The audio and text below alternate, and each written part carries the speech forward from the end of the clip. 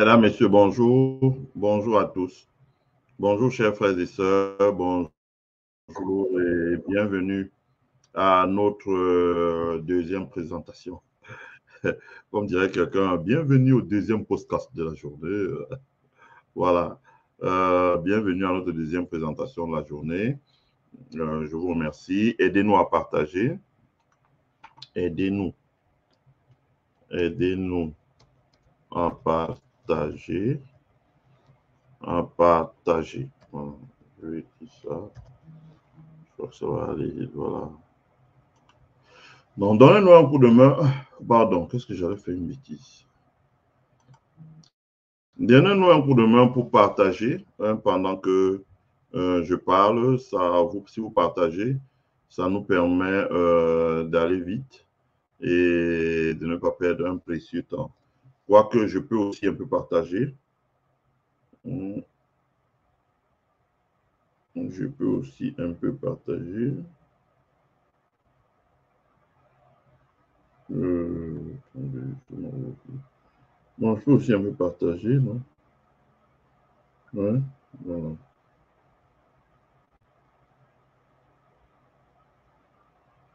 Non, je peux aussi un peu partager.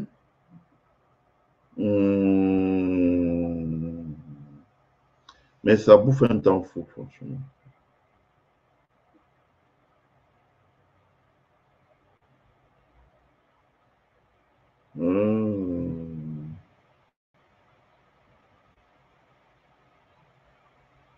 Voilà.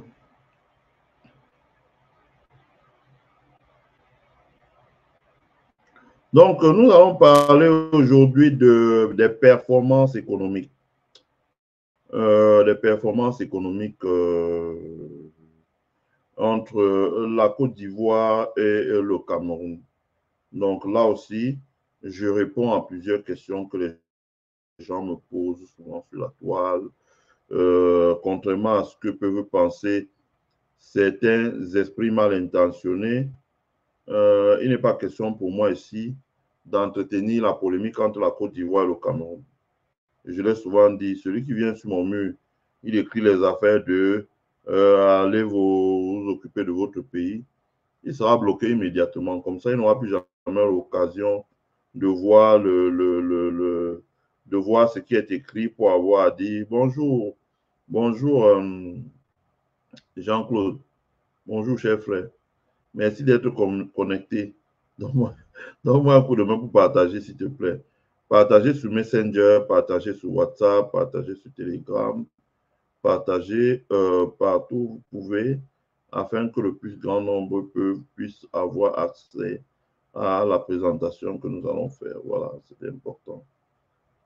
C'était important. Voilà. Donc, qu'ils puissent regarder maintenant ou qu'ils puissent regarder plus tard, c'est du pareil au même. Donc, voilà. Donc, comme je disais, il y a une tendance maintenant qui est arrivée sur la toile. Mon petit doigt n'hésitera pas à me dire un jour que derrière un truc comme ça, vous avez toujours certaines officines du gouvernement camerounais qui ne se gênent pas pour activer ce genre de choses. Ou maintenant, on a une des Ivoiriens qui apparaissent, je ne sais d'où, pour nous dire que ne parlez plus la Côte d'Ivoire, parlez du Cameroun. Non, mes amis, on ne peut pas marcher comme ça. Je vous explique ce que je disais l'autre jour chez Max Ivoire. Si vous allez sur Google, vous cherchez, vous allez voir MFUG, Mitsubishi Fund en quoi. Bref, c'est la branche du conglomérat Mitsubishi qui s'occupe de la gestion des actifs financiers de Mitsubishi dans le monde. Cette branche-là, à elle seule, c'est-à-dire que ça, c'est l'argent que et les employés de Mitsubishi et les actionnaires de Mitsubishi, la conglomérat Mitsubishi, hein, et bref, diverses personnes dans le monde, c'est l'argent qu'ils ont placé. Et cet argent-là, ça fait 3 000 milliards. 3 000 milliards de dollars. 3 000 milliards de dollars. Ici aux États-Unis. 3 000 milliards de dollars. 3 000 milliards de dollars. 3 trillions de dollars. Alors, quand une corporation avec ses travailleurs à elle seule peut rassembler 3 000 milliards de dollars, je dis bien quand une corporation à elle seule avec ses travailleurs peut rassembler 3 000 milliards de dollars, alors que les pays africains n'ont même pas. C'est que si vous prenez le Cameroun dont nous allons parler aujourd'hui avec la Côte d'Ivoire a un PIB de 60, je crois, 10 milliards de dollars. Le Cameroun a un PIB d'environ 40-45. Dans les deux pays cumulés, hein, vous atteignez à peine 120 milliards de dollars. Donc, je ne vous parle même pas du PIB du chiffre d'affaires des autres. Et dans ces PIB du Cameroun, la Côte d'Ivoire, là, les nationaux ont tellement reculé aujourd'hui que si on fait ce qu'on appelle dans le jargon un retraitement, ça veut dire que si on enlève le chiffre d'affaires des nationaux, des intérêts étrangers, on risque d'avoir des surprises. Donc, je pense qu'il faut que les gens se calment. Je dis ça parce que ça va, je ne veux pas les gens qui me donnent les mots de tête. Si quelqu'un amène encore ça sur mon mur, je vais le bloquer directement. Et quand je dis ça, je pense à un jeune frère qui s'appelle Ouattara Diamant. Je dis que les histoires là, il faut aller faire ça ailleurs, pas sur mon mur. Voilà. Moi, je suis un universitaire, je suis un professionnel de la finance de très haut niveau. Voilà. Je dis bien de très haut niveau. Soit parce qu'on jacte sur la toile, et je dis bien de très très haut niveau. Et le but pour lequel nous faisons ces présentations, c'est pour éclairer ceux qui n'ont pas accès à ce savoir-là, mais qui ont envie, un farouche envie de comprendre. Et ils sont très nombreux, et ils sont aussi bien camerounais que sénégalais, que ivoiriens, etc. Et deuxièmement, moi je fais partie de ceux qui pensent fermement que nous devons bannir les frontières. Si l'Europe n'avait pas enlevé les frontières, elle continuait à se faire la guerre, les économies seraient des micro-économies, avec des micro-monnaies. L'Europe aujourd'hui aurait été avalée et absorbée, digérée par la Chine et l'Inde. Ça, c'est une certitude absolue. Et même les pays d'Amérique latine. Rendez-vous compte, aujourd'hui, les pays d'Amérique latine ont une banque de développement dont le total de l'argent disponible dépasse de 2 ou 3 fois ce que la Banque mondiale a. Nous sommes loin de rien. Mais ce qui nous tue, c'est que les gens sont toujours en train de se complaire dans des micro-États. Je pense qu'il faut faire sauter ces micro-États-là. Il faut qu'on commence à avoir des entreprises transnationales qui travaillent aussi bien au Cameroun qu'en Côte d'Ivoire. C'est pour ça que j'ai déjà fait un direct pour mentionner les efforts que les entrepreneurs africains font, les hommes d'État africains font. Voilà, moi, j'ai beaucoup apprécié. Quand on voit Nganou qui, après un combat fini, vient bouder dans son pays, mais va en Côte d'Ivoire, est accueilli par le secrétaire général de la présidence à la demande du président de la République, le Premier ministre, le ministre, et qu'on va mettre les installations à sa disposition pour que rapidement, avec PFL, il commence à se déployer pour former des jeunes Ivoiriens. Voilà ce dont nous avons besoin. Et le jour où le Gabon sera en situation d'accueillir, il ira au Gabon. Le jour où le Nigeria sera en situation, il ira au Nigeria. Le jour où c'est le Mali, il ira au Mali. Le jour où c'est la Guinée-Conakry, il ira en Guinée-Conakry. Le jour où ce sera le Sénégal, il ira au Sénégal. Le jour où ce sera la Tanzanie, la Mauritanie ou l'Éthiopie, il ira là-bas. Nous devons briser les frontières que nous avons héritées de la colonisation dans nos têtes. Parce que j'ai étudié l'histoire de l'Afrique. Quand je suis arrivé ici, en dehors de la finance et de l'économie, j'ai passé beaucoup de temps à étudier l'histoire, à lire beaucoup, intensément. Nous avons une bibliothèque digitale là. J'ai beaucoup lu dans cette bibliothèque. J'ai fait énormément de recherches. Et j'ai compris que l'un des éléments qui bloquent les Africains pour qu'ils ne bougent pas et ne se développent pas, c'est l'histoire. Parce que l'histoire qu'on enseigne, qu'on nous enseigne, nous-mêmes, moi aussi j'ai étudié ça, dans nos écoles sont entièrement fausses. Falsifiées, les faits à l'intérieur sont faux. C'est une falsification terrible. Et il faut réécrire cette histoire. Et ce n'est pas facile. On a vu au Cameroun, quand des gens comme Charles Etoundi, pourtant supporter de Paul Biya, que Paul Biya avait nommé ministre de l'Éducation, quand il a dit qu'il faut réécrire le livre scolaire enlever tout ce qu'on a écrit dans les programmes là qui sont faux. Prendre les inspecteurs pédagogiques nationaux camerounais, réécrire le livre scolaire et imprimer le livre scolaire au Cameroun. On a vu 2 anciens ministres français qui ont débarqué au Cameroun. Paul Biya a enlevé Charles Etoudi. Il ne lui a plus jamais donné un poste, même de planton quelque part. Il a banni complètement de la gestion des affaires publiques. Sûrement sur instruction de ceux qui sont venus à Yaoundé. On ne peut pas avancer comme ça. Voilà. Or, quand vous connaissez l'histoire, il n'y avait pas cette histoire de frontières, de drapeaux. Et il ne faut pas qu'on nous fasse croire que l'histoire de l'Afrique commence avec la colonisation. Non. Avant, c'est un continent qui a habité des gens pendant 6000 ans. Quand vous arrivez ici, vous retrouvez l'histoire de l'Afrique pendant 6000 ans. Je l'ai dit l'autre jour, l'Empire du Mali, qui n'est pas le Mali actuel, mais le Mali actuel est une composante de l'Empire du Mali. L'Empire du Mali a été la première puissance économique du monde pendant 3 siècles. 3 siècles, je dis bien. 3 siècles. 3 siècles. L'Europe n'a pas dominé le monde 1 siècle avec l'économie. L'Empire du Mali, 3 siècles. 3 siècles. 3 siècles. Voilà. L'Empire du Mali a dominé le monde pendant 3 siècles. L'économie du monde. Voilà. Sa capitale était le Wall Street du monde. Et ça a duré 3 siècles. Donc, que les gens viennent aujourd'hui nous remettre les frontières dans les têtes, alors qu'on se bat pour pouvoir sortir les frontières dans les têtes des gens et dire que désormais un enfant camerounais. Vous savez, les amis, moi j'ai connu l'Europe.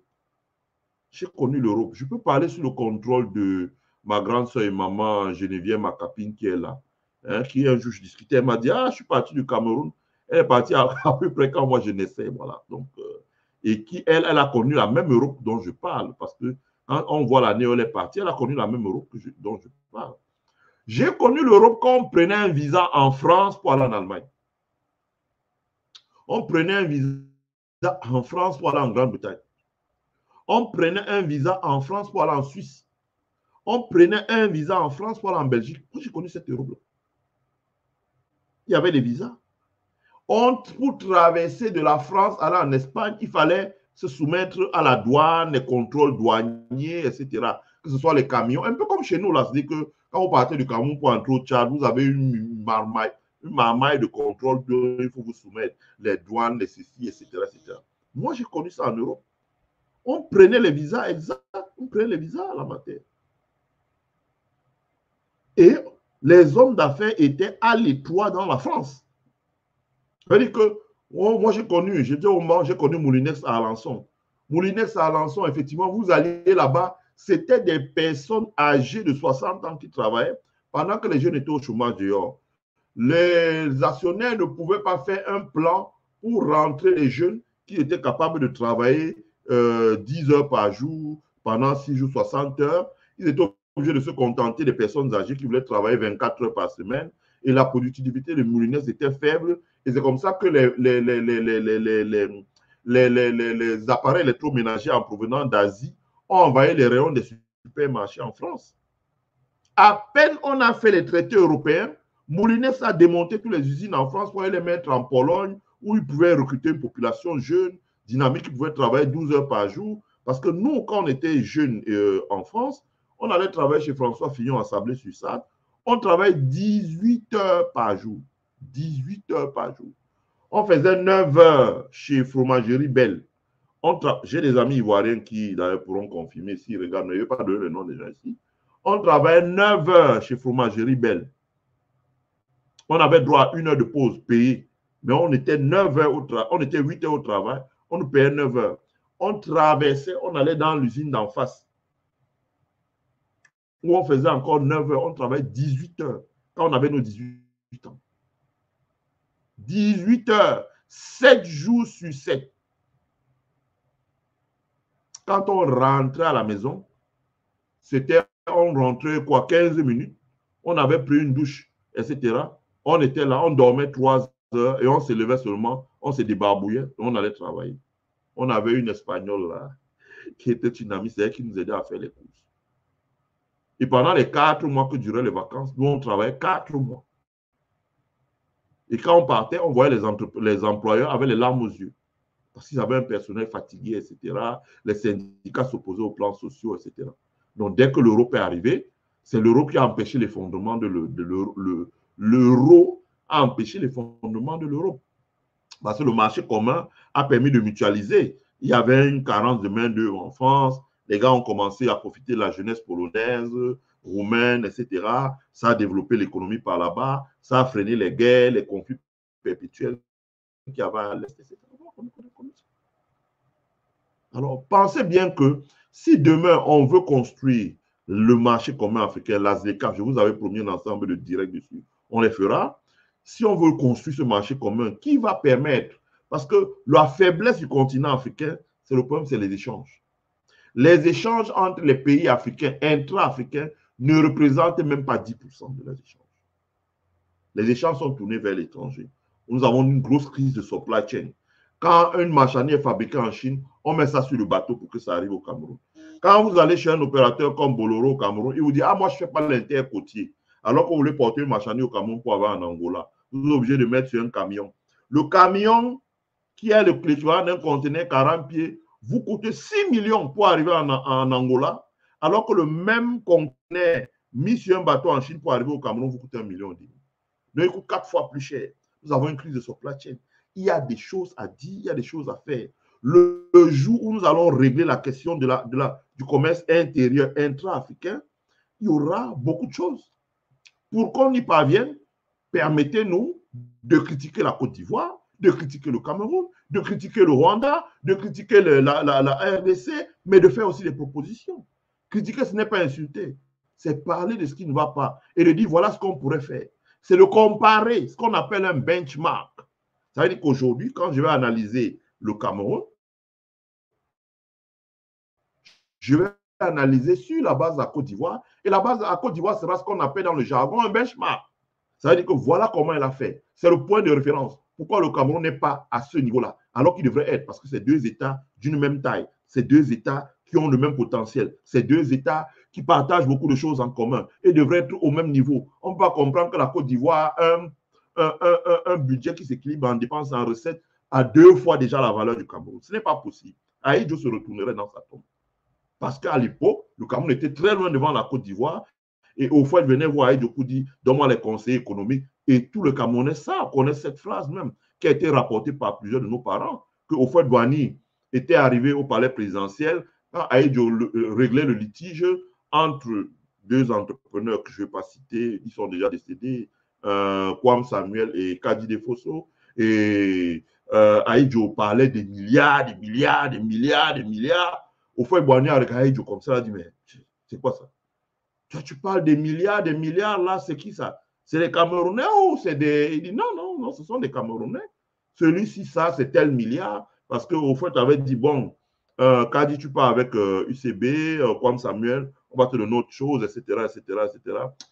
Aïdjo avait dit, voilà, avait réglé le litige. Donc, il ne voulait pas que ce soit une bataille judiciaire qui va coûter beaucoup d'argent. Aïdjo a réglé, a dit, toi, tu laisses ça, moi, je te donne ça, ça, ça, ça, ça, ça, ça. Et ils sont sortis de l'affaire. Ça se faisait en présence de feu Houphouët-Boigny. Et sur ce, Houphouët-Boigny s'est exclamé, écoute, Aïdjo, vraiment, je suis époustouflé, partagez, partagez, partagez, pour éviter que ça plante. Partagez. Donc, Houphouët, il dit à Aïdjo, moi, je suis époustouflé par la performance de ces hommes d'affaires camerounais. Écoute, tu me donnes les Bamileke, tu me donnes les Bamileke, et je ferai la Côte d'Ivoire une puissance industrielle. Je ferai la Côte d'Ivoire une puissance économique. Ça, ce sont les propos de Houphouët-Boigny. Il dit à Aïdjo, tu me donnes les Bamileke et je ferai de mon pays un pays développé. Parce que je suis impressionné par comment ils travaillent, comment ils sont dynamiques. Et quand vous regardez la Côte d'Ivoire aujourd'hui, c'est un endroit où nos frères, je ne vais pas exposer pour les raisons que beaucoup m'ont dit de ne pas faire, les gens font de grandes choses déjà. Ça commence à sortir de terre. Ça commence à sortir de terre. Donc voilà, je voulais dire ça pour tirer les choses au clair, s'il vous plaît, de grâce. Si les gens ont d'autres agendas, qu'ils aient fait ça ailleurs, qu'ils ne viennent pas faire ça ici. Là. Parce que je devais commencer à sévir. J'ai été tolérant, mais là, je vais commencer à sévir. Et quand il dit sévir, vous savez ce que veut dire sévir?